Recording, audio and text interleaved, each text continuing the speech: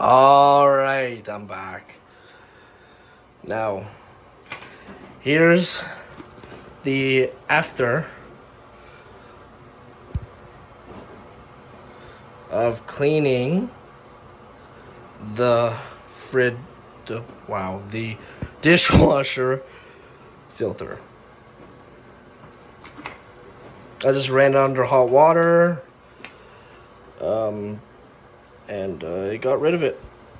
Really good. Now this just goes back in the dishwasher, which I'm gonna do that right now. It just locks into place.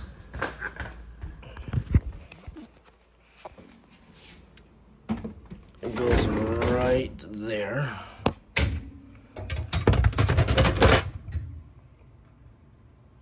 There. So unlocked.